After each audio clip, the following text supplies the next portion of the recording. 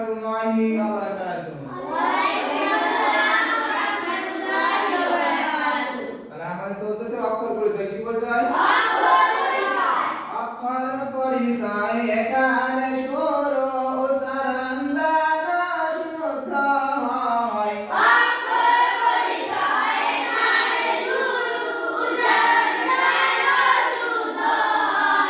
উচ্চারণ শুদ্ধ না হইলে সবের জায়গায় গোনা হয়।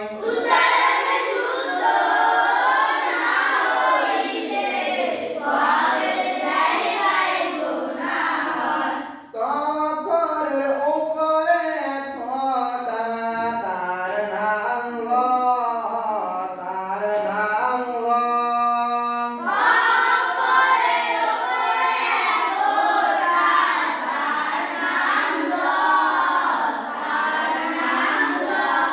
ল উচ্চারণ কেমন হবে? ল জিহ্বার আগা হতে মোটা ভাবে আদায় হবে।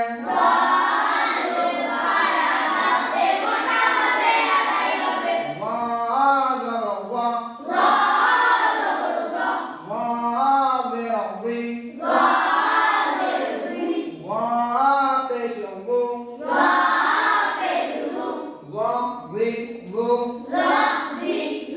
কলসির গলায় ফাঁস যেমন দেখা যায়, তার নাম সদ, তার নাম সদ।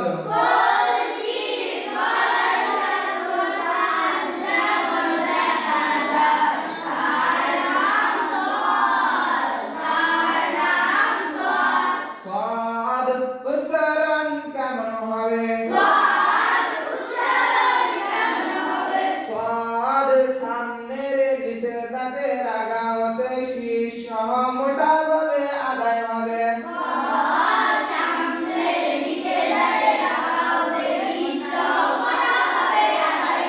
সদ জবর স, সদ জের সি, সদ পেশ সু, স সি সু। সদ অক্ষরের উপরে ফোঁটা তার নাম গদ, তার নাম গদ।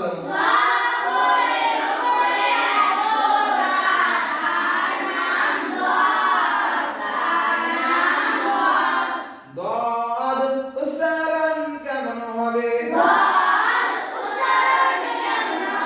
দদ দদ বাম পাশে মাড়ির দাঁতের গোড়া হতে মোটা ভাবে আদায় হবে।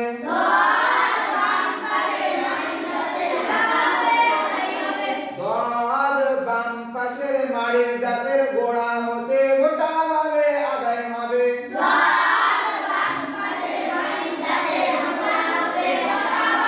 দদ বাম পাশের মাড়ির দাঁতের গোড়া হতে মোটা ভাবে আদায় হবে।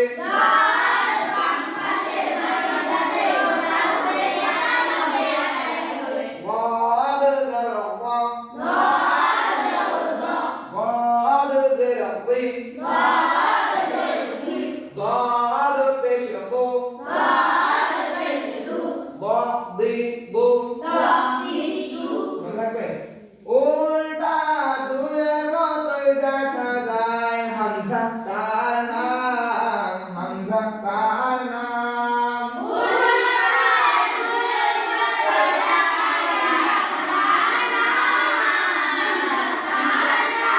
হামজা উচ্চারণ কেমন হবে?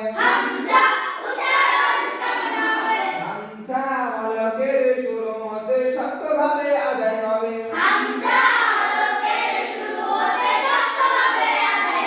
হামজা জবর আ, হামজা জের ই, হামজা পেশ উ, আ ই উ। তাহলে আমাদের 27টা হরফ হয়ে গেল। কয়টা হরফ? আরবি হরফ কয়টি?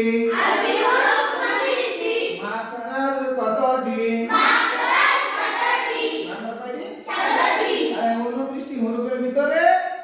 17টি মাখরাজ আর 29টি হুরুফের মধ্যে 27টি হুরুফ আমাদের হয়ে গেল আর মাত্র 2টি হুরুফ বাকি আছে। কয়টি হুরুফ? 2টি হুরুফ। এই 2টি হুরুফ সুন্দর করে শেখার মতন তৌফিক আল্লাহ তাআলা দান করুন।